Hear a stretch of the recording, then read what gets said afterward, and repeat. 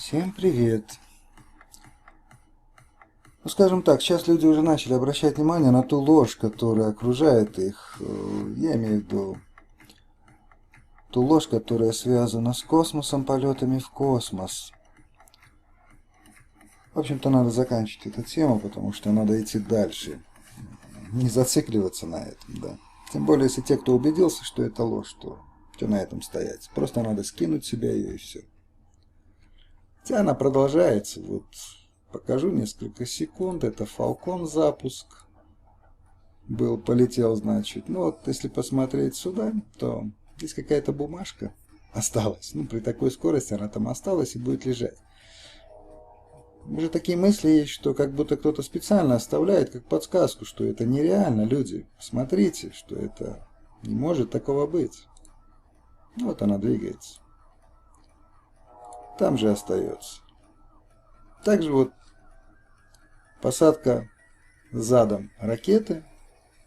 Она, значит, сейчас будет спускаться, на эту платформу садиться, но струя газов не будет изменяться, то есть как была, так и есть. Как она тормозит, непонятно. Ну, понятно то, что это сделано. Потом будет создано, значит, такое пылевое облако здесь, но оно искусственное создано. То есть, вот посадка.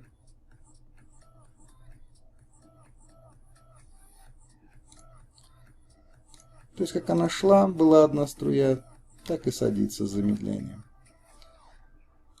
Так что ложь продолжается и будет продолжаться, если люди не вмешаются и будут позволять всему этому.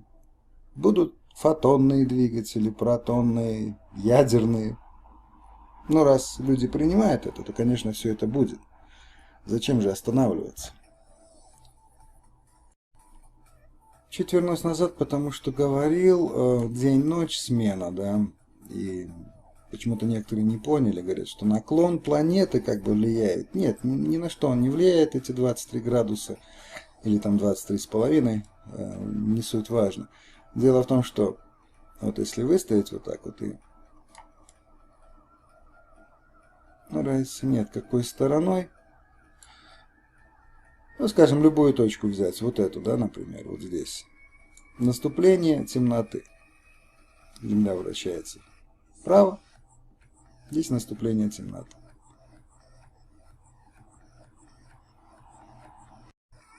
То есть не темноты. Вправо это наступление рассвета.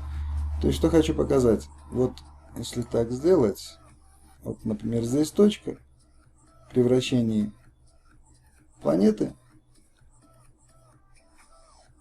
дневное время и ночное время будет одинаково. Где бы вы ни поставите. Здесь, если ближе к экватору там взять, то же самое. Вот это время, потом с той стороны назад, и под наклоном также это время будет темное и светлое. Одинаково. Только так. Они сделали этот наклон, скорее всего, для того, чтобы как-то оправдать светлое время на Северном полюсе. Вот. Хотя Южный полюс также и сейчас освещен, это все ложь. По Южному полюсу, кстати, тоже момент. Вот если Солнце находится там, по этой теории, да, ну, вот так уведем, чтобы Солнце находилось строго в этом направлении, то вот представьте, на Южном полюсе, скажем, угол на Солнце будет, ну, пускай минимум 45 градусов, да. То есть, если проложить 90 градусов, то 45 градусов будет сюда. Это можно заявлять о втором Солнце. И разницы нет, какой наклон. Пусть это в зимнее время. И сейчас Северный полюс здесь, Южный здесь, вернется сюда.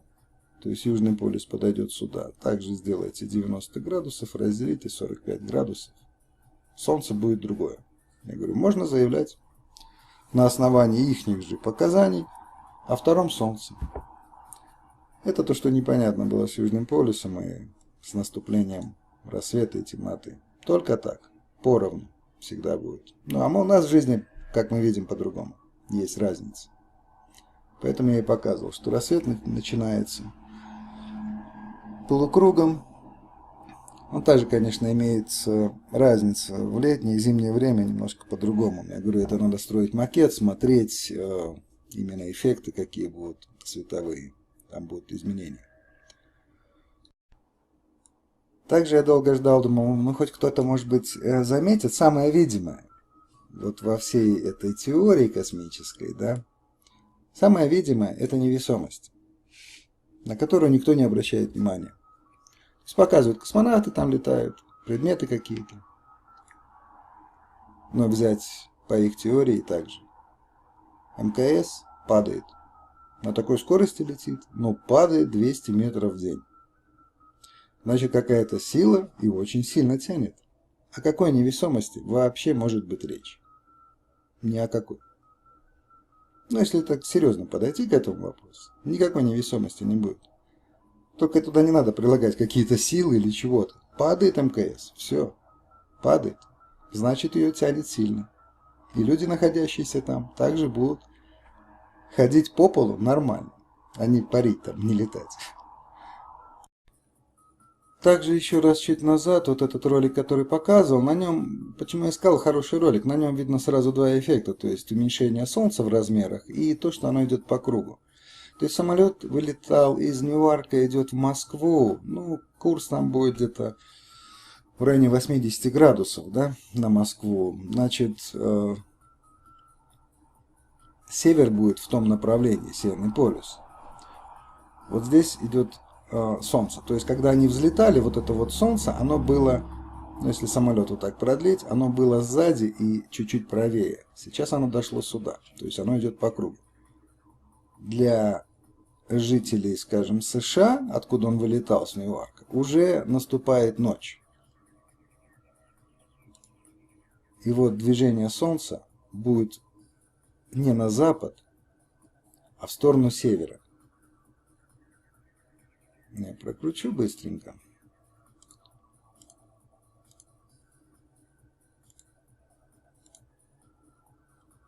Вот. То есть, когда оно сейчас будет скрываться, но свет останется, то самолет уже будет подлетать к Москве, так как он прибывает утром. И вот как раз, когда наступит рассвет, то уже скоро посадка. Ну вот, сейчас оно заходит. То есть, если так показать, оно вот так вот шло. Вот таким движением. То есть сначала правее самолета выше, а потом уходит и вниз. Как бы исчезает. Ну, уже говорил этот эффект, почему. И вот его движение продолжается по кругу. И дальше наступает рассвет. То есть сейчас она появится для этого самолета спереди справа. Но это для тех, кто не понял такой момент. И здесь надо также добавить, что Северный полюс, он немножко приподнят. И вот этот момент, то, что он приподнят. Но это не говорит о том, что плоскости идут, значит, вниз под наклоном. Нет, земная поверхность выравнивает,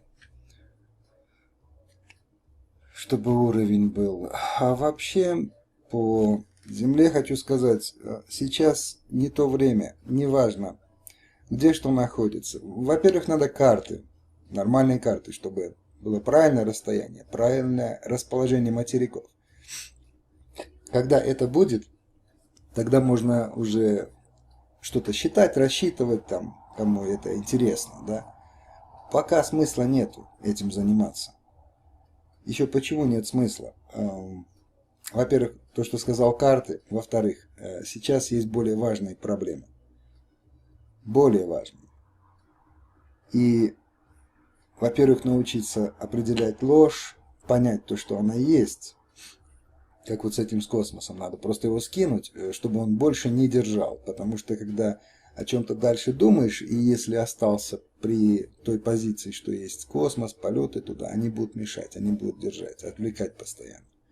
Поэтому говорю, это не важно сейчас. Треугольное, круглое, квадратное, кому как нравится. Главное скинуть в космос. Сойти с этой позиции. Все, его нет, его не существует, и полеты туда отсутствуют. Потому что, если пойти дальше, мы в каких-то дальше видео поговорим, конечно, о мышлении человека, об этом пространстве. А на данный момент, серьезно говорю, это не так важно. Вот когда будет жизнь, что никто не трогает человека, да? Не травит его, нету лжи. Вот тогда можно сидеть и заниматься чем угодно. Есть свободное время, изучать историю, копаться там, что там было на самом деле, да, и как устроена эта территория, на которой живем. Вот тогда этим можно заниматься, когда никто не будет мешать.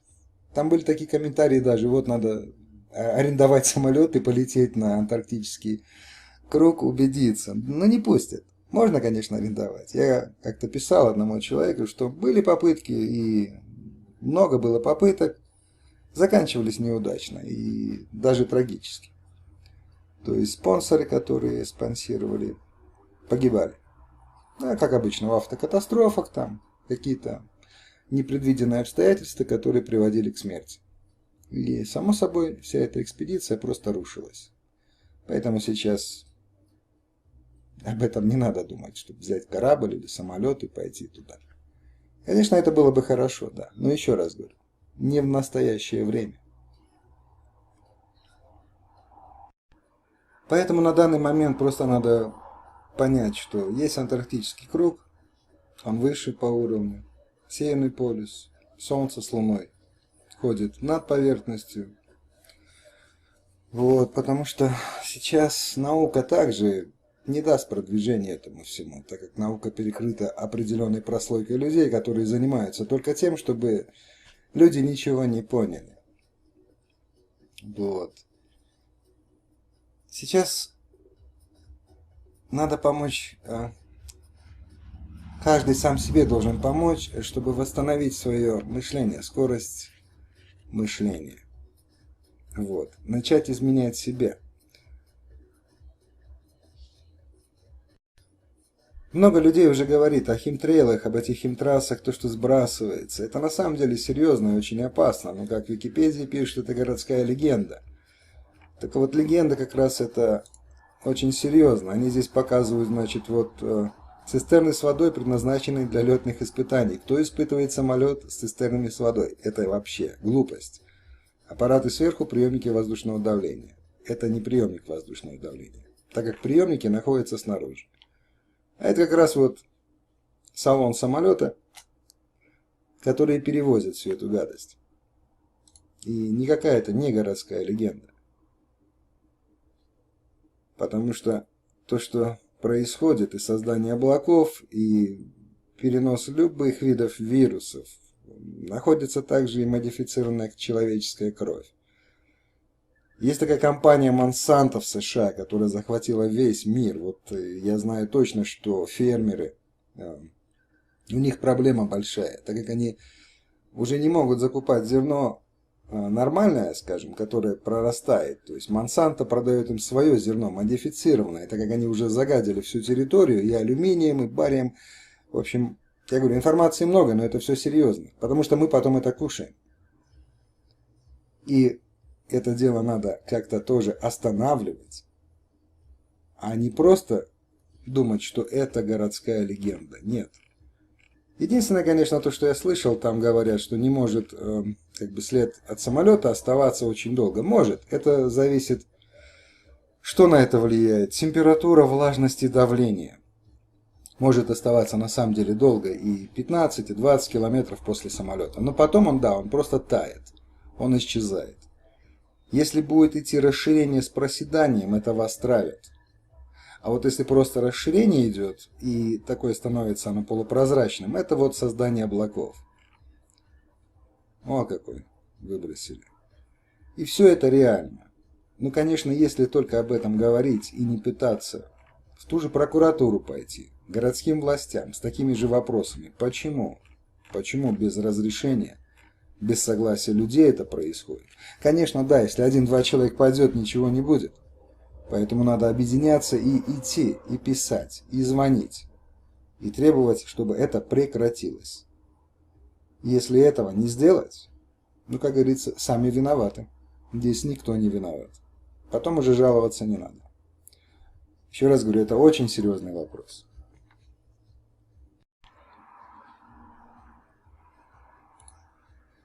И вот такие вот салоны, ну, конечно, там придумывают, что какие-то испытания, может, или еще что-то. Нет, это не испытание. Это вот эту гадость возят. И, кстати, нет никаких заговоров пилотов, там, потому что они как бы не говорят о том, куда они летают, как летают, там, или еще что-то. Нет. Пилоты также приходят на работу, выполняют свою работу, они же не занимаются исследованиями в полетах. И вот это, например, салон, это специальный самолет, который летает, а также понемножку заправляет гражданские самолеты, которые пассажиров перевозят. Да, но там пилоты участия не принимают. Управление с земли. Когда открыть, когда закрыть. Все происходит управление с земли дистанционно. Ну вот кто-то уже, может быть, уже видел такой ролик. Самолет заходит на посадку и по каким-то причинам забыли закрыть клапана. Или осталась еще жидкость. Вот он заходит на посадку и видно хорошо с обоих сторон идет шлейф. Так что все это происходит на самом деле. Это не выброс топлива, как может быть там кто-то подумает. Нет, топливо сбрасывается в специальных районах. Если вдруг надо в аварийной ситуации сбросить, это в отдельных районах. Вот так это и происходит. Еще раз хочу сказать, посмотрите, много есть различных роликов на эту тему, и один из компонентов, также который сбрасывается, он очень сильно влияет на деятельность, на мозговую деятельность, именно на правое полушарие. Именно правое. Через так называемый R-комплекс. Вот. Но о нем попозже поговорим. Не хочу сейчас все мешать в кучу, чтобы не получилось такое месиво.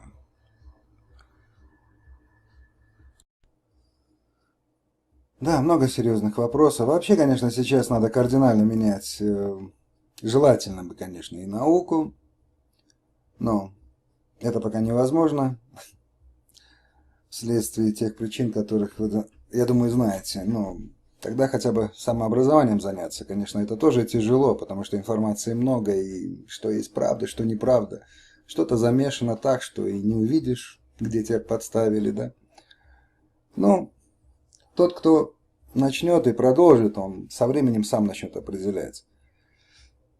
Хочу немножко про питание. Не буду растягивать эту тему. Так, самое основное. То есть закисление организма разрушает кости, убивает почки. Ну да, в принципе, так и есть. Вообще закисление – это причина многих болезней. Болезней как таковых вообще-то нету. Медицина придумала. Так как все проблемы, которые получает человек, это закисление. Он закисляет свой организм своим питанием. А это очень хорошая среда для расселения паразитов различного вида. И также для роста опухоли. Или грибок кандила, как называют, да? Вот это да, это правда. Уберете закисление, исчезнут проблемы. Это так и будет. Продукты питания снабжают нас энергией, ну да, электричеством, строительными веществами, белками, жирами, углеводами. Ну вот первое, белки и жиры можно убрать. Это вот такой момент, где подставляют. Они нам не нужны. Каждый организм вырабатывает свой белок. Сила водорода. Да, это хорошо.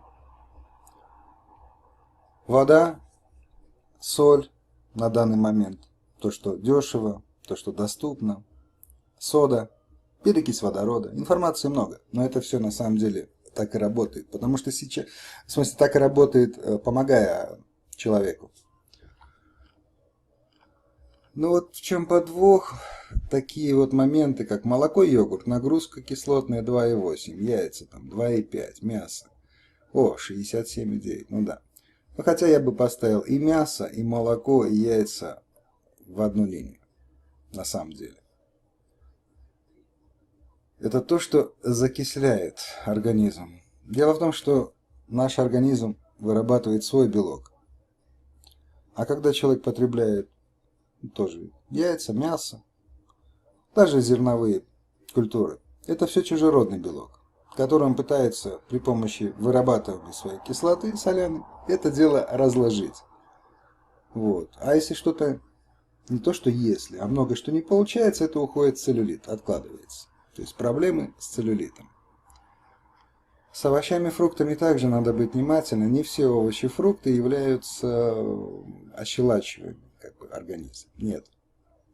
Для этого надо посмотреть совместимость продуктов. Также информации много, это на самом деле играет большую роль.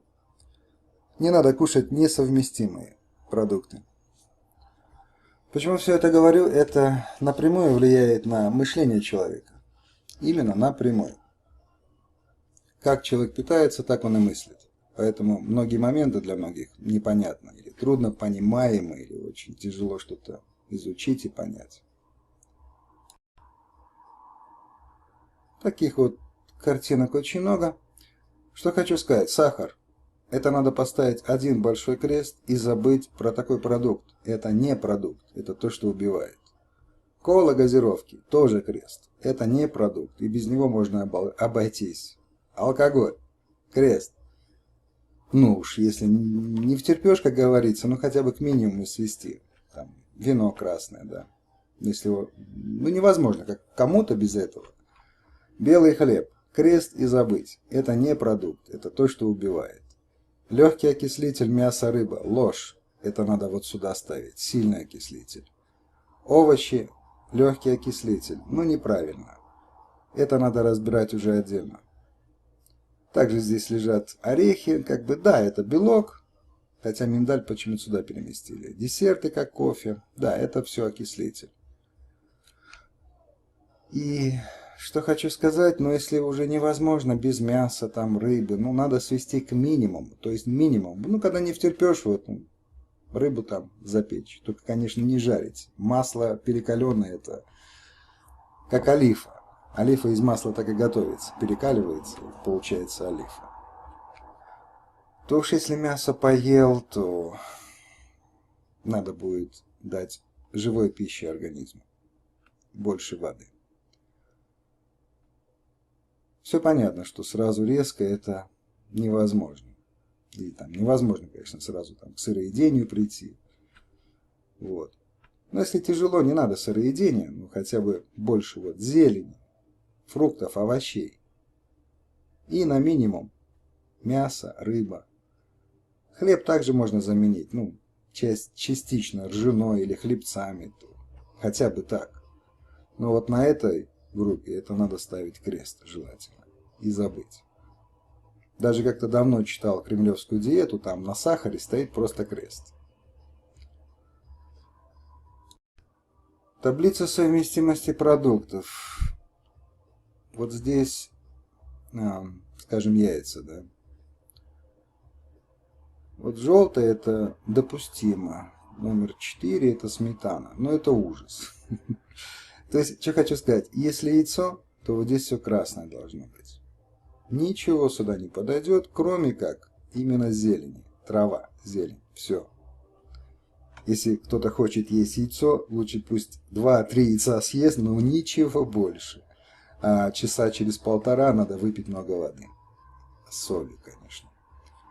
Вот. Здесь также мясо, рыба, птица в одно поставлено хорошо.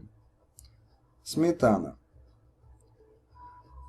Масло сливочное, сливки. Дело в том, что про молоко, вот молоко, желательно, конечно, забыть. Но если, опять же говорю, не втерпешь, то свести его к минимуму. Так же, как и картофель. К минимуму. Вот когда не втерпешь, когда сильно хочется, вот немножко поел. Потому что молоко это не человеческая пища. И все продукты, я имею в виду сметана, там сыр. Да, конечно, может для кого-то это удивительно звучит, но так и есть. Творог на минимум, на самый минимум, на который возможно. У меня была, ну, в смысле была и знакомая, которая писала дипломную работу докторскую по теме вот как раз молоко, йогурты. Вот это биофлора. И она рассказала такую вещь, что она сама исследовала йогурты, всевозможные. Йогурты, там простокваши в лаборатории. И она говорит, я не нашла ничего того, что написано на этих продуктах. А вот наоборот. вплоть до кишечной палочки. Там все есть. Ну, как бы человеку смысла нет врать, я и верю. Потому что так и есть. Этими продуктами травят. Поэтому еще раз говорю, вот, молоко надо забыть. И постараться. Также вот холестерин. Многих пугают врачи, что у вас повышен холестерин, вам надо принять вот такие-то медикаменты. Ни в коем случае. Ни в коем случае. Никаких медикаментов. Дело в том, что холестерин это и есть ваш родной белок, который будет вырабатываться по мере необходимости. Если уж вы довели свой организм, свое тело, сосуды до такого состояния, когда все иссушается, истончается, будет вырабатываться больше холестерина для того, чтобы это дело залепить. Да, будет сужение сосудов. Ну а как? Как по-другому? Если вы уже довели себя до этого состояния, организм будет стараться исправить это дело с такими вот последствиями, как будет давление, перепад давления у человека, головные боли.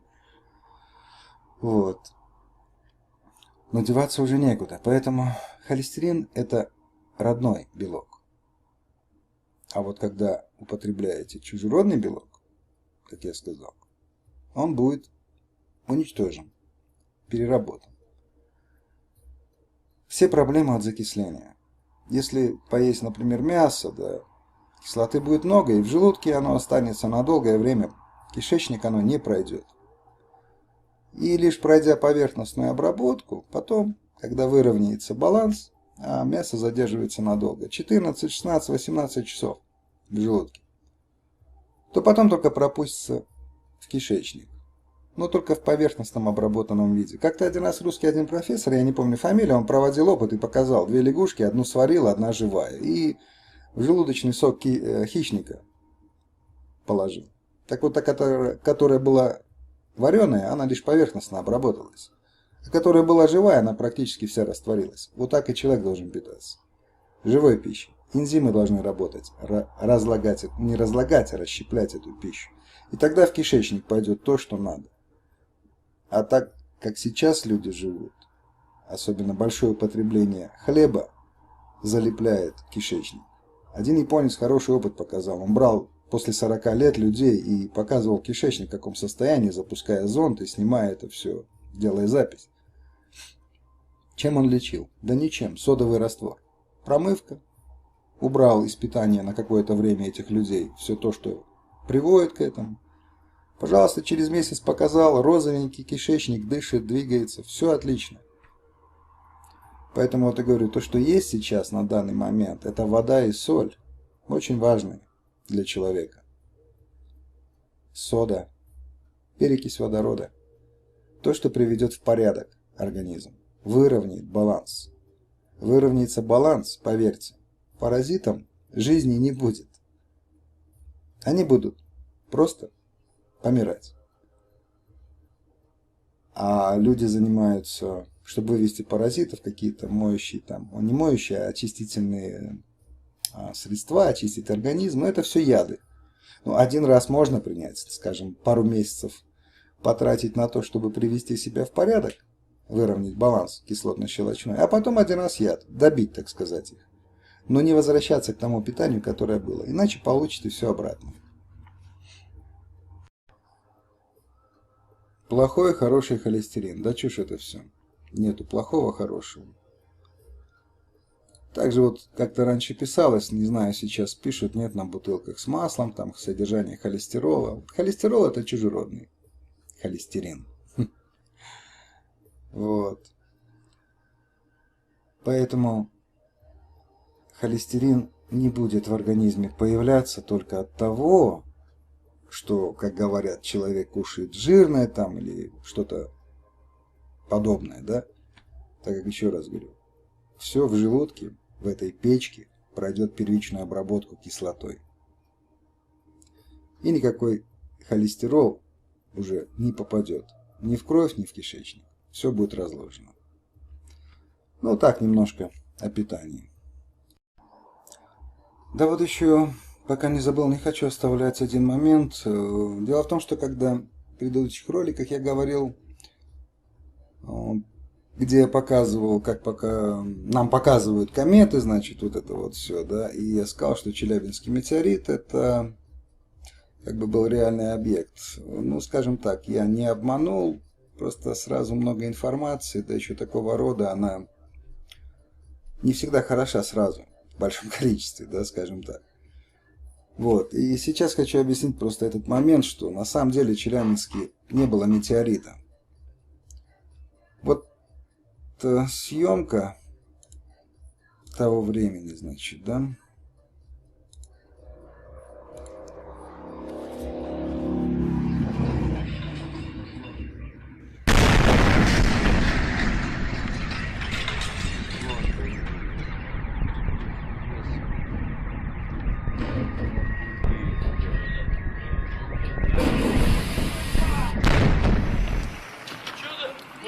Что творится, непонятно. Вот. Проскакиваю сейчас назад чуть-чуть. То есть идет канонада какая-то. Один взрыв, другой разрыв, хлопок. Сейчас вот звук, стекла стыпятся. Ну, стекла на самом деле здесь целые, да. Да, разбираться, конечно, в каждом случае тяжело. Кто это делал? Для чего это делал? Я не знаю. Честно говоря. Вот таких людей много, которые делают такого рода видео.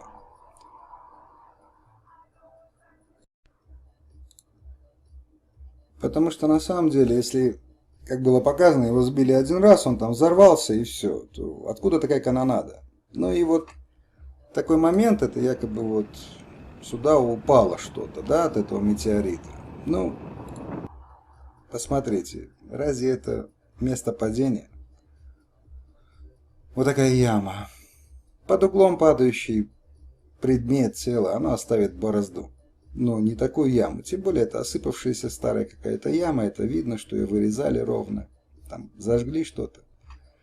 То есть, что хочу сказать. Одни люди делают такие вот видео, где звуки появляются, да. Другие вот подготавливают такое место. Потом сюда приезжают люди. Им говорят, что вот сюда якобы упало, разбилось. Вот. Но все это является одной большой ложью. Что здесь не место падения. Это вырезанные края, видно, осыпавшаяся земля. Так же, как и вот эта прорубь. Здесь явно видно, вот куски льда лежат по краю. То если бы сюда ударило тело большое, там, как говорилось, подняли 600 с лишним килограмм, то если бы под углом, скажем, вот отсюда ударило, то вот здесь бы все разворотило волной от такого удара. И разлетелась бы, и вода бы здесь была бы, выплеснула просто много бы воды.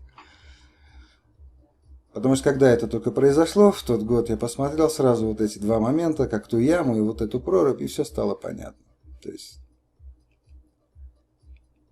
в том моменте, когда я показывал в предыдущем ролике, не в предыдущем, но в том ролике, я сейчас не помню, какая часть, я вот специально показал другую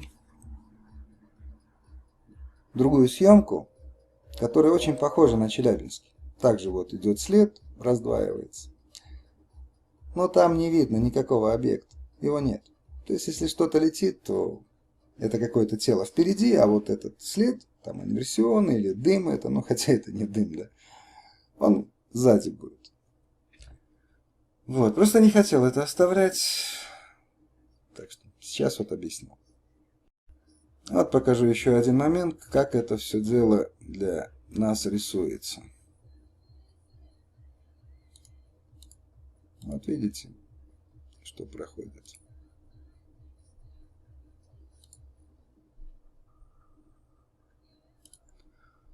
Так что не всегда запуски шаттлов являются реальными. Люди далеко находятся. Поверьте, можно создать звук, это и создается, в общем-то. Изображение, звук — это не проблема. Этим, конечно, сильно не играют, вот, но это делается. Так что вот так получается. Лжи, конечно, много, но надо от нее потихоньку уходить. Хочу показать еще один момент по поводу ядерной физики, химии. Также Эта теория, в общем-то, очень похожа на планетарную. Вот. Но это лишь теория. Но еще теория плюс лживая, да, то есть вот я открыл пока, значит, это якобы ядро атома, да, это протон, нейтрон, нейтральный. Вот. Тут позитроны, значит, летают. Позитроны это вообще интересно. Античастица, антивещество, значит, это отсутствие чего-то. Вы их не увидите. Вот. Протоны, значит, создают гамма-излучение. Это тоже интересно. То есть возьмем вот так попроще.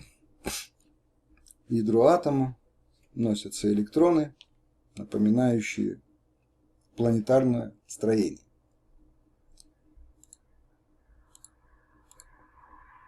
Значит, состоят из отрицательного заряда электроны, а протоны заряжены положительно. Каким-то чудом нейтроны держатся с протонами вместе.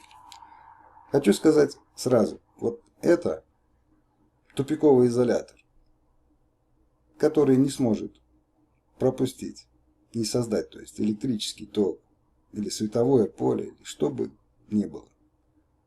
Вот это вот в природе, если так сказать, не существует. Это такая же теория, говорю еще раз, лживая. Фотоны, протоны, электроны. Возьмите 2 или 4 зеркала, поставьте в комнате. Опустите лампочку так, чтобы во всех 4 зеркалах отражалось. И каждое зеркало друг напротив друга, пара зеркала, смотрела друг на друга. Включите и выключите лампочку. Будут фотоны летать. Они же летают со скоростью света. Нет, не будут летать. Ну вот и можно и забыть про фотон. Так вот, что хочу сказать, это атомное оружие, которым пугают, которого боятся, радиация. Ну, значит, вот так нам предлагают видеть атом. Вот далее, если взять, хороший мультик, кстати. Вот, находятся протоны и нейтроны вместе. Каким-то чудом держатся. Вот нальем сюда этого чуда, которое будет держать их, да? Это вот эта вот критическая масса. Тоже интересная теория. Ядро атома содержит в сжатом состоянии такую массу, что если наполнить, как они пишут, спичный коробок, он будет весить миллионы тонн.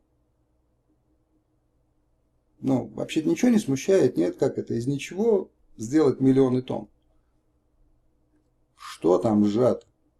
Ребята, совесть вообще потеряли. Чего они там сжали до такого состояния, что если это разжать, разбить ядро атома, да, то получим вот такое вот вещество, оно выплеснется. Слов нет просто. Ладно, ну, в общем, создаем критическую массу, которая держит все это дело и не дает им разойтись. Сразу хочу здесь же сказать, что вот радиоизотопы такие есть, вот живчики, они неугомонные, постоянно швыряются нейтронами своими во все стороны. Вот. Швыряются до тех пор, пока, значит, не изменится атомная масса, и он переходит, был 88, стал 86. Вот. Там он тоже чуть-чуть покидался, ну и как бы это дело закончилось. Все, теперь он угомонился, пошли спать. Переходим, значит, к урану. Вот это уран. 92 протона. Но за счет разного количества нейтронов уран подразделяется на 3 вида. Здесь 34, 35 и 38.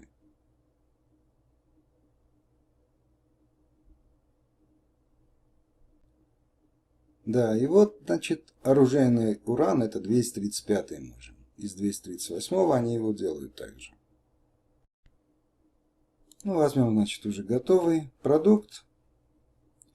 Значит, с ним происходят вот такие вот чудеса. Значит, это ядро, если взвесить критическую массу вот эту одного ядра, и если его разделить и взять критическую массу уже с двух ядер, то они фактически будут меньше, чем с одного. Но почему-то по их теории наоборот. Вот частичка, выбитая этой критической массы, оставшись неудел, как бы обидевшись, делает большой бум. Вот так вот. И вот этот Шут написал такую вот формулу потом, где он массу умножает на скорость света. Скорости света, кстати, тоже не существует, это чисто теория. Так вот, что происходит дальше? Значит, нам нужна пуля. Сейчас она бьет. Ядро делится. Значит, вот частичка. И два нейтрона полетят бомбить дальше, выбивая такие частички, чтобы произошла цепная реакция и получился большой бум, атомный взрыв.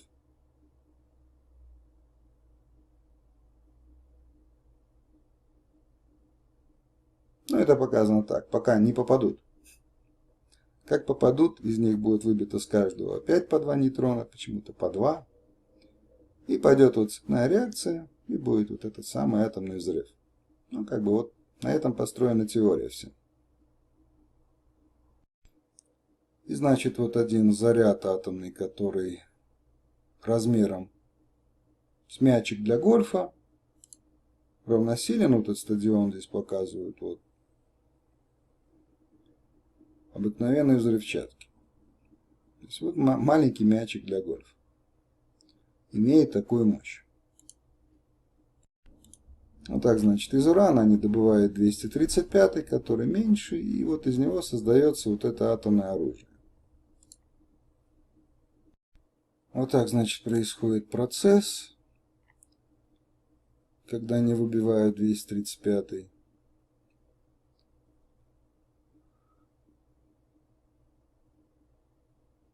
Вот они попрыгунчики уже, которые существуют, 235. Вот идет деление.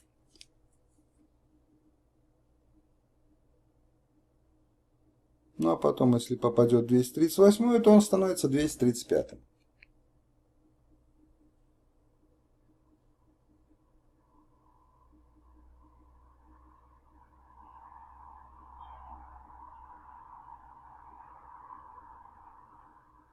Вот и перешел в 93-й, стал Нептунием. А потом Плутонием.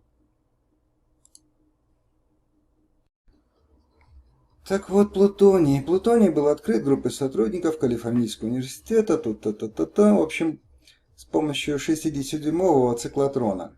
Они бомбардировку делали, значит, от оксида триурана. Это уран с кислородом, дейтронами. Дейтрон. Что такое дейтрон? Это изотоп водорода. Вот. С изотопами тоже интересно. Почему-то первый протий стоит. В общем-то, это и есть как бы водород, потому что один протон. Ну, а дальше они вот разделили. Вот, значит, бомбировали они циклотроном и получили плутоний. Но первый плутоний был... Так, первый, значит, их эксперимент показал им, что плутоний-239 оказался не делящимся, а следовательно неинтересным для дальнейших исследований в военных целях. Да, им все надо для военного, чтобы уничтожать. Вот. Но далее, значит, они провели эксперименты и написали так, опять же, все это написано, что 239-й плутоний способен делиться под действием медленных нейтронов. Но, ребята, медленные нейтроны это которые процессы происходят в атомной электростанции. Чтобы не было большого бума, они придумали медленные нейтроны. Так, сейчас где-то у меня было. Топы. Вот. Их еще называют тепловые нейтроны. Быстрые нейтроны, образующиеся, например, при ядерной реакции деления, после нескольких столкновений, сколько? неизвестно, нескольких столкновений с ядрами вещества теряют свою кинетическую энергию и становятся тепловыми, то есть медленными, да? Вот. И на атомной станции взрыва нет, а почему-то их опыт показывает, что 239 стал делиться под действием медленных нейтронов. И как тогда из этого создать бомбу? То есть я говорю, здесь, в общем-то, в изучении этих всех моментов, да, в голове будет ядерный взрыв. Противоречий очень много. Это, я говорю, такая же система, как планетарная, да, вот с этим космосом. Один в один. Не разберешься. Голова взорвется просто. Вот. И значит, медленные, получается, значит, они его тормозят. Так, секунду. Так, значит, вот медленные нейтроны, это, как я вот говорил, это для атомных станций. Фактически реакторов без отражателей нейтронов не существует. Да? Нужны отражатели. Как и в описании в атомной бомбы. Там ставится отражатель, который отражает, чтобы нейтроны не убежали, а создали реакцию вот эту. Быструю, кстати, реакцию, да, по этой теории. Вот, но мы смотрим материалы отражателей. Отражатели тепловых и промежуточных ядерных реакторов изготавливаются из веществ-замедлителей. Опять возвращаемся назад. Вот, то есть отражатель, он является замедлителем. Но это приемлемо, еще раз говорю, для атомной станции, для теории атомной станции. Там, конечно, на самом деле все по-другому. Вот. Ну, материалы отражателей. Такие отражатели слабо поглощают нейтроны и способствуют их замедлению в реакторе. И вот этим самым они как бы объясняют, почему нет взрыва на атомной станции. Там все медленно происходит, по их теории. Так, медленно, нейтроны, не спеша, покушивая бургеры. Это американская теория, да. Они двигаются и, ну, попадется ядро, шарахнут, нет, мимо пройдут. В общем, такая вот теория, да. Группа итальянских физиков-атомщиков, значит, обнаружила, что ядра атомов захватывают нейтроны в сотни раз эффективнее, если предварительно между мишенью и источником этих нейтронов разместить парафин или массу воды, то есть замедлители. Опять же, замедлители. И если ядро атома другого захватило нейтрон, как вначале было показано, он просто меняет свою атомарную массу и перемещается, становится другим. Ни про каких взрывов нет разговора.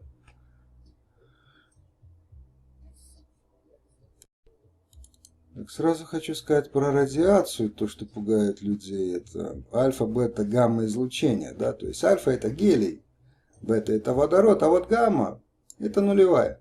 А ее здесь нет. Это, кстати, вот то, что Дмитрий Иванович таблицу сделал, она в искаженном виде уже до нас дошла.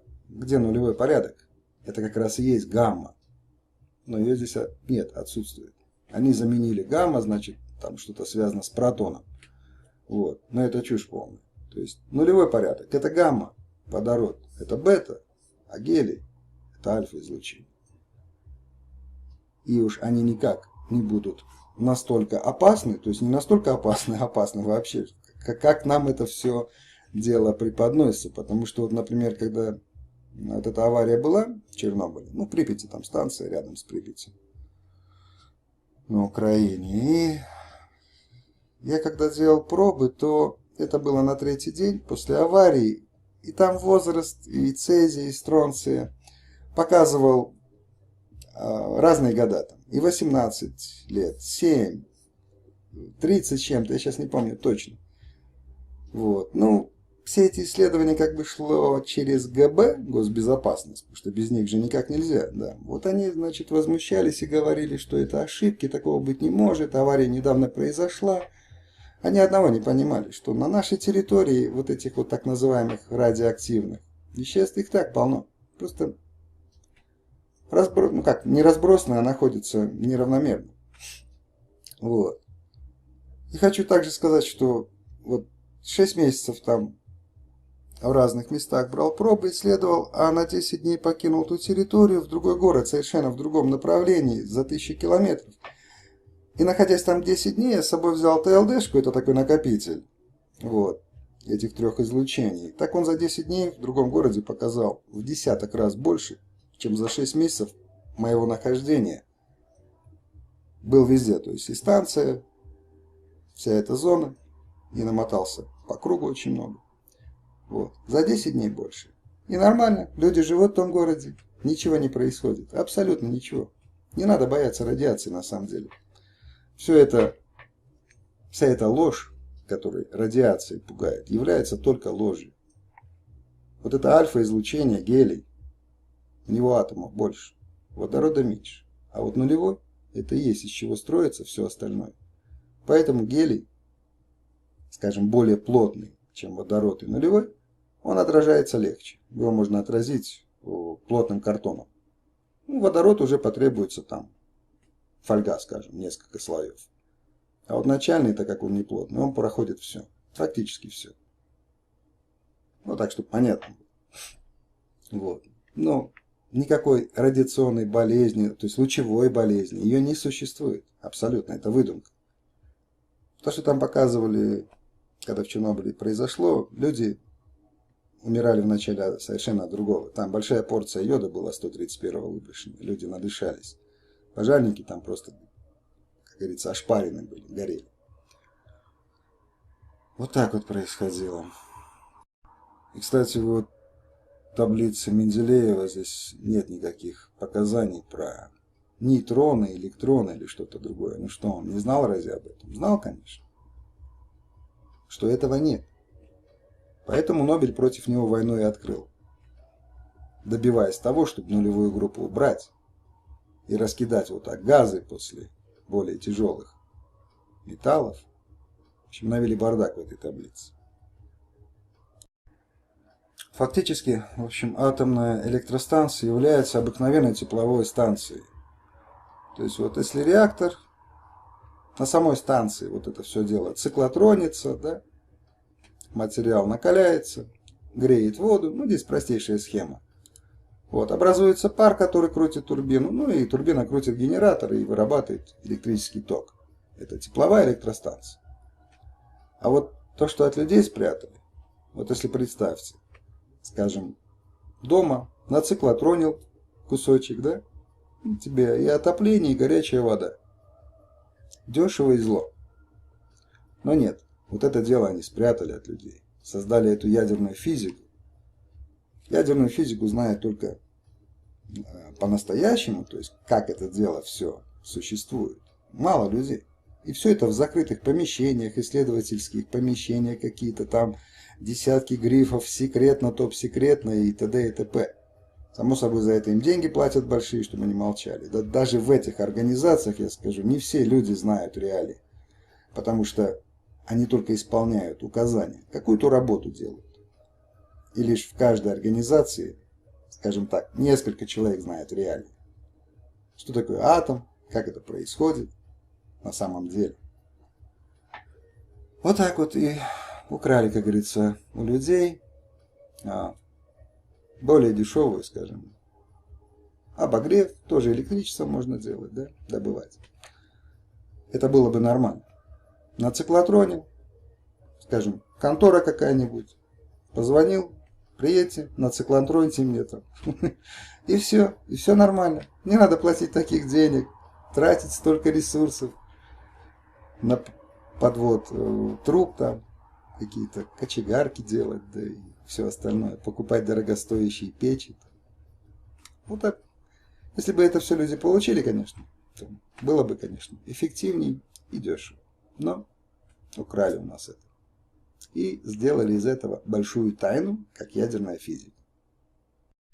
Поэтому вот еще раз скажу. Вот это не атом, а фантазия. Атом на самом деле, то есть вещество какое-то, ну вот тот же уран, да, он обладает большой прочностью, его используют в снарядах военных как сердечник для пробивания, да, это количество самих атомов. Не протонов, нейтронов с электронами, а самих атомов. Потому что надо как бы подойти к тому, чтобы знать реально, что такое атом. Атомарная структура создается количеством атомов, а не нейтронами, электронами и протонами. Что еще раз говорю, плюс-минус – это планетарная система. Сюда бы еще надо, конечно, центробежные, центростремительные силы приложить, да, все это расписать. Вот тогда получится все нормально.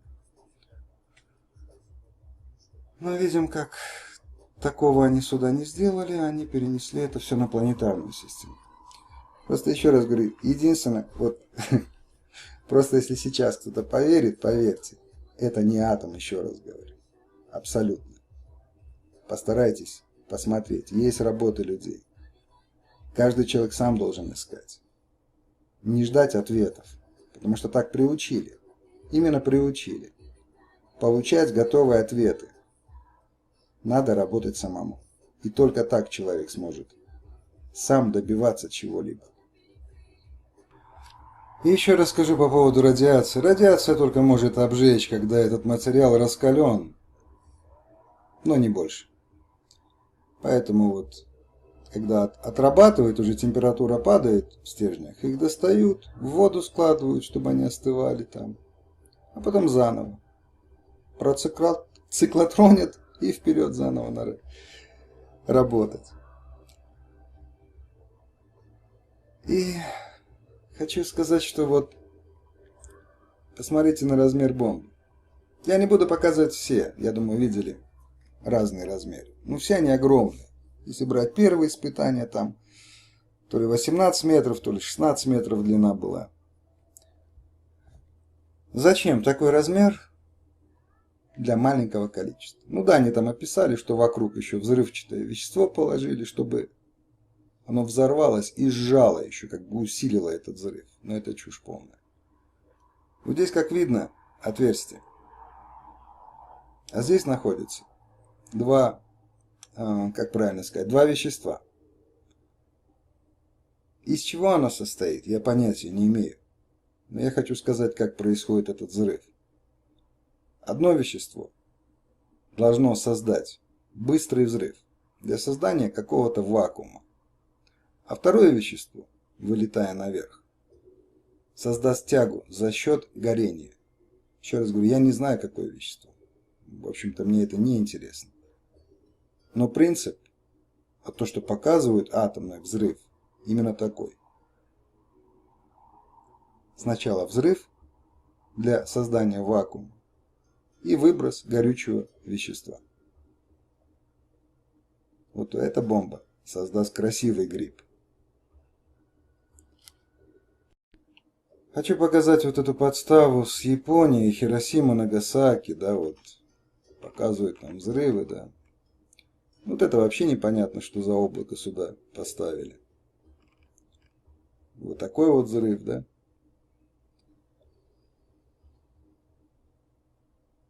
Так, вот. Если увеличим.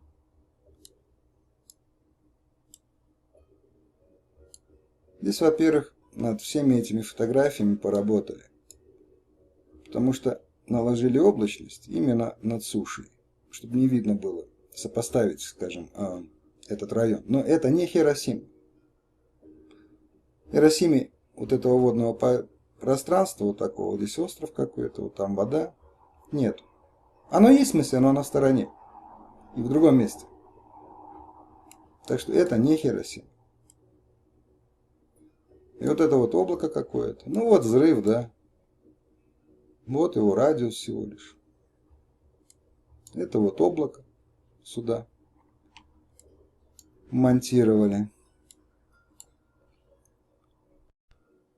Показывают еще вот такие фотографии, что якобы после взрыва. Ну, это подстава. Даже здесь видно, что здание есть. Это замазано, я не знаю, как резкостью. Покажу чуть дальше на видео, там будет хорошо видно. Это вот Хиросима. То есть вот в этом направлении, вот чуть-чуть сюда еще назад, метров 200, это эпицентр взрыва. А это якобы разрушение после атомного взрыва. То есть вот это здание, вот это все в эпицентр попадает. Было написано так, что некоторые здания железобетонные не пострадали. В эпицентре не пострадали. И если посмотреть, это не бетонное, не железобетонное здание. Фотография не очень качественная, но даже здесь видна кладка. Это кладка. Дело в том, что Япония в то время находилась вся вот в таком состоянии. Там рушились здания, также война еще шла. И Японию били как из кораблей, так и из самолетов. Они это дело подвели под атомный взрыв. Здесь вот другая фотография.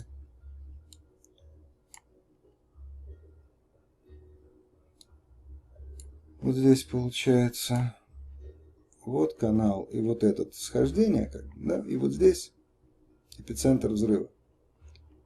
Вот еще раз показываю. В эпицентре здания целые. И никакие это не железобетонные здания. Да даже если железобетонные, уж так расписали и атомный взрыв, что он просто снести это должен был при такой-то мощи. 500 метров высота, как они говорят, взорвали.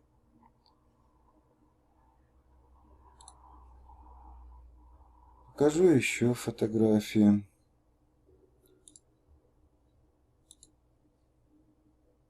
Здесь вот даже с подписью Энола Гей. Это самолет, который летел бомбить. Также видно, здания стоят.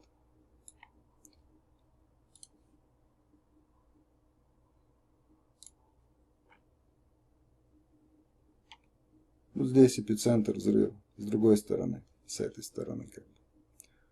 Также видно, здания стоят.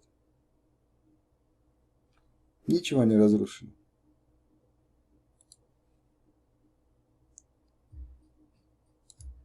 Вот такие фотографии показ. Но здесь вот на этой фотографии один момент. Вот это чисто японец, да?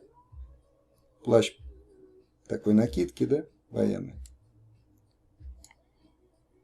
Если увеличить. Нет, качество не очень. Но видно, что это не японец. А как на территории Японии может оказаться, скажем, там, американец, русский или кто-либо? Япония воюет с этими странами. Так что в фотографиях тоже очень много дурят. Вот фотографии якобы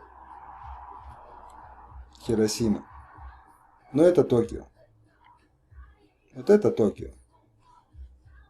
Я проверял также еще до этого. В Хиросиме нет таких вот отводов ровных каналов. В Хиросиме там всего-то 2 реки и пару каналов. А вот в Токио очень много. И очень много изгибов с мостами. Это Токио. И вот здесь, например, вот 70 лет с начала бомбардировки Токио. Вот она, эта фотография. Это Токио. Ну, вот такой вид Токио. Подводят под Хиросиму или Нагасаки и показывают вот такие фотографии. Люди-то не знают. Проверить тоже никому не охота. Верят. Опять же, доверие. На которое не раз уже нас покупали. Ловили, точнее. Вот видео, значит, которое единственное как бы есть, как говорят. Но почему-то, если обращать на такие видео внимание, да, там, то руки у них трясутся, то резкости нет. Самолет что так болтает. Кстати, насчет самолета там вообще фантастически было написано, что взрывом самолет откинуло на 15 километров. Во, как получилось. На 15 километров его швырнуло, а он полетел дальше. То есть здесь видно вот второе какое-то облако. Оно не отделилось. Оно имеет свою структуру от этого.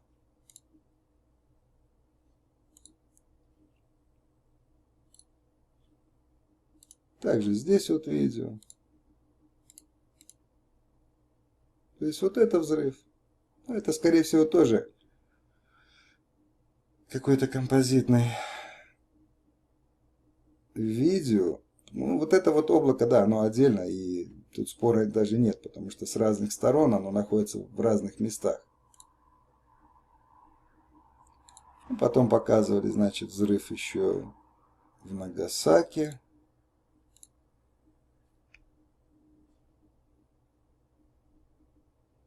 Вот.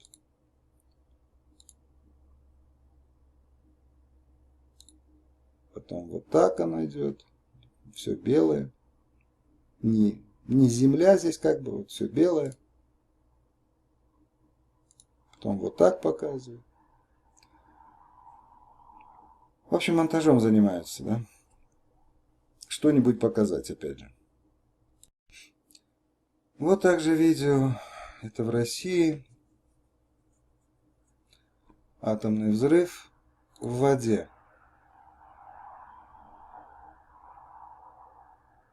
Ну, такой красивый взрыв.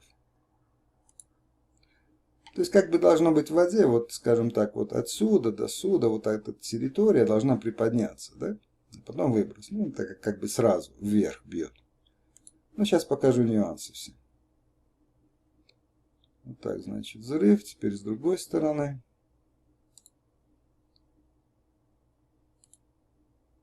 Вот это вот. Я не знаю, что это такое. Ну, как бы ударная волна какая-то идет, да? Вначале показали какую-то быструю, то есть вот бац, что-то ударило. И потом пошел круг. Ну, что интересно, вот это Земля. И вот обратите внимание надо, как круг распространяется дальше. Вот он прошел ровненько туда. То есть не отразился ничего. Здесь очень хорошо нарисовали тень. Но если посмотреть на видео, вот так назад верну, вот на береговой. Здесь уже вот есть холмик, да, и от него тень лежит, вот она. То есть солнце здесь. И вот дальше, если посмотреть, вот она тень проявилась. Солнце вот отсюда светит. Но не отсюда. И распространение, еще раз говорю, вот этой волны, вот она ровно проходит. Еще раз покажу без остановки. Вот она прошла ровненько.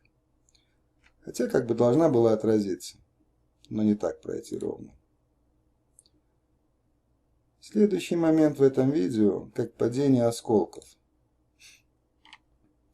Когда будут падать вот здесь ближе осколки, надо обратить внимание на то, как круги остаются после них и не исчезают. Ну, то есть, если камень кинуть в воду, да, ну, разойдется быстро волна и все, не будет ничего видно.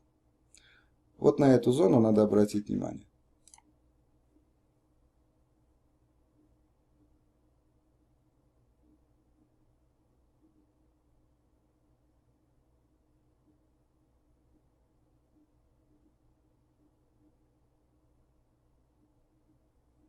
Вот начинает уже оставаться.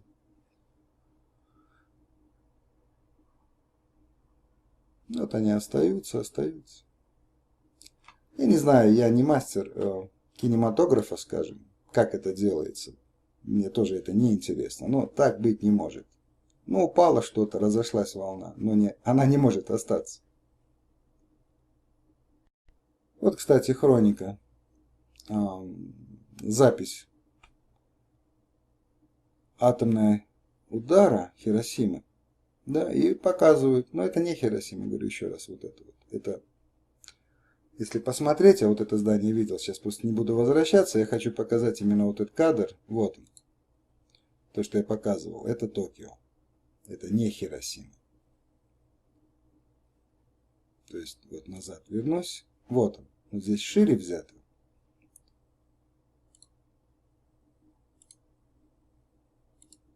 Вот. А здесь кадр поменьше. Но видно хорошо, что это одно и то же. То есть, там вот так обрезано. Вот так и вот так. То есть, вот это место видно хорошо. Вот так вот и подставляют, показывая одно. Еще раз говорю, люди не знают, но верят, как это дело происходит. Как сказали, так и верим, да? Вот еще одно видео подводного взрыва.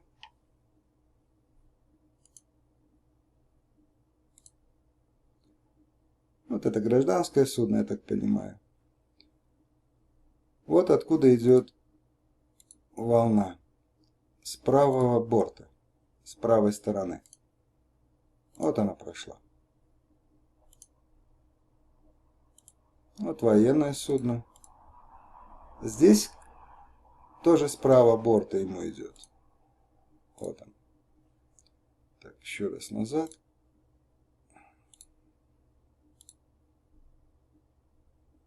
Ну, покажу без остановки, чтобы было видно хорошо.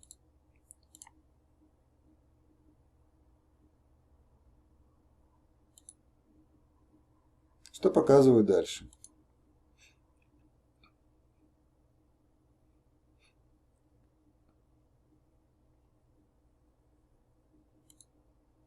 Ну, такой красивый взрыв.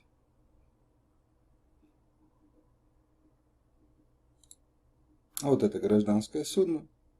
И уже спереди идет. Но я еще раз говорю, я не мастер определять, но здесь даже я вижу, что это подстава. Это волна. Вот без остановки покажу, как она идет. Не волна, в смысле, вот это, после взрыва.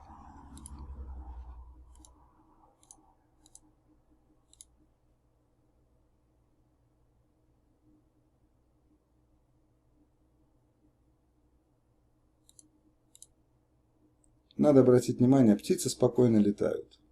Не боятся. Вон, летают себе. То же самое. Ему в правый борт било. А теперь сзади идет. И птички летают. Не боятся этого взрыва, ничего.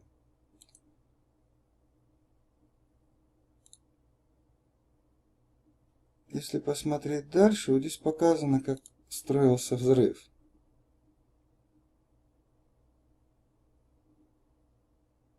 Ну, красиво как. Ну, что интересно, вот здесь раз, никакой тяги нет наверх. То есть вот эта постановка все. Вон там поднялась что-то земля.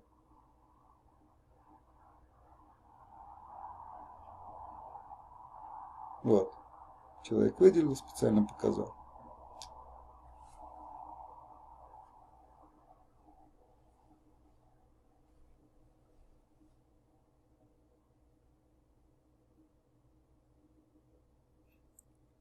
Вот так строилась эта картинка. Опять же, этот круг. Везде они всегда любят показывать этот круг расходящийся.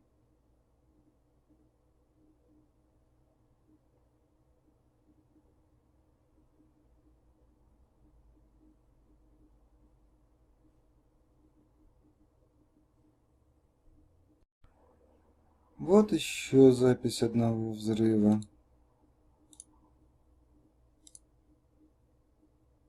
Удар. И вот по кругу появляется якобы то, что волна ударила. Да, пускай это так и будет, но это никуда не двигается. Вот эта территория так и остается. Вот это как раз радиус. Он небольшой. Вот этой ударной волны. И еще такой момент. Все эти взрывы показывают не на той скорости, как должно быть. Замедляют специально. Поэтому такой вот эффект получается. А вот то, что я говорил. Сначала взрыв, создание вакуума здесь, удар, то есть схлопывание, удар, и вот эта горючая смесь, которая горит, да, и поднимает за собой вот этот столб. Это все нормально.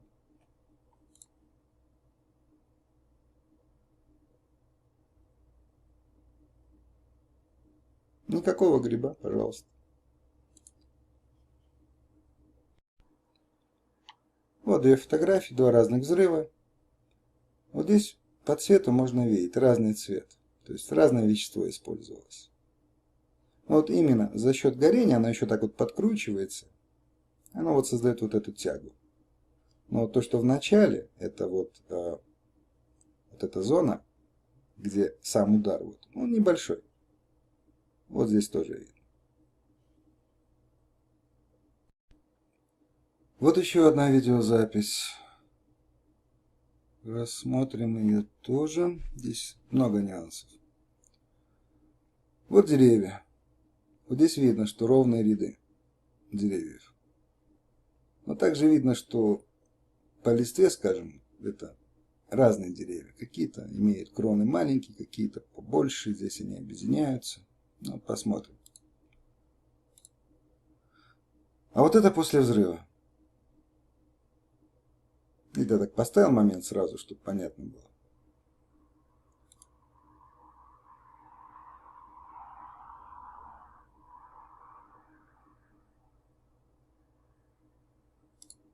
И вот такой момент.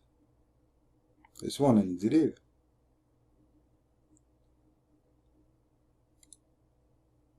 Вот надо обратить внимание на поверхность, как она двигается. Сразу скажу. Она двигается так, как будто это какая-то подстилка, ее двинули. Потому что какие-то ямочки, какие-то бугорки, они не изменяются. То есть они двигаются все вместе. Вот. Все, что там лежит, вместе двигается. Еще раз. Очень мало времени, конечно, здесь это показано, но видно хорошо.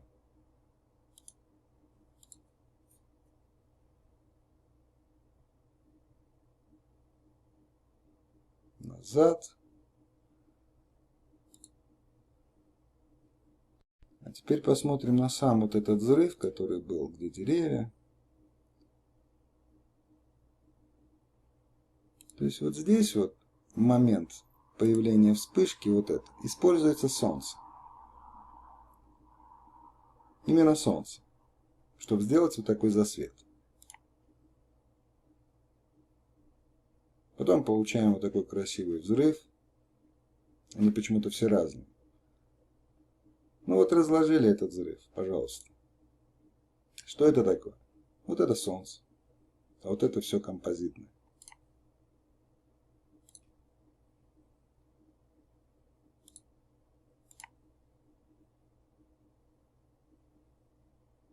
Вот здесь хорошо видно.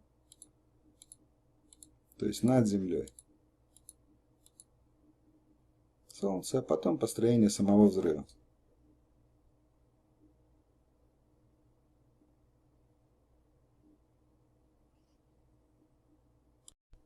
Смотрим дальше на этот взрыв. Ужасно все, конечно, падает, горит. Вот этот момент тоже интересный. То есть появление дыма. И сразу же он исчезает.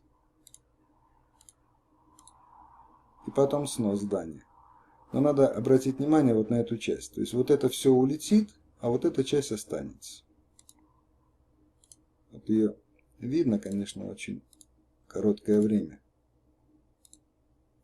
Она как бы остается и падает. А вот здесь на замедленном. Медленней скорость будет видно хорошо. То есть дым исчезает.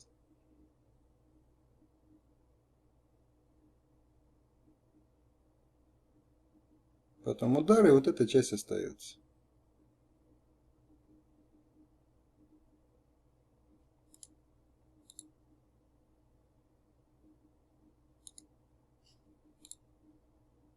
И вот дым также исчезает.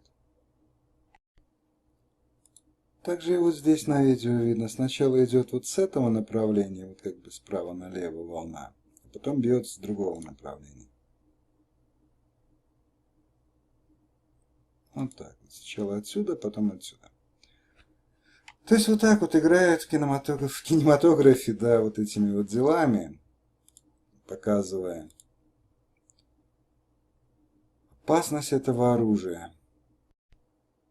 Да, оно, конечно, опасно, но зона поражения, конечно, намного меньше. Ну или вот такие вот фотографии, ну, здесь не похоже, как бы, на ядерный, хотя они показывают. Ну, может быть, это смонтировано такое, да, вот. Что еще раз говорю, все это вот такого принципа. Это вакуумная бомба, только без рассеивания зажигательной смеси. В ней все находится без рассеивания. Поэтому получается вот такой вот эффект, да. Вот. Вот такой вот тоже.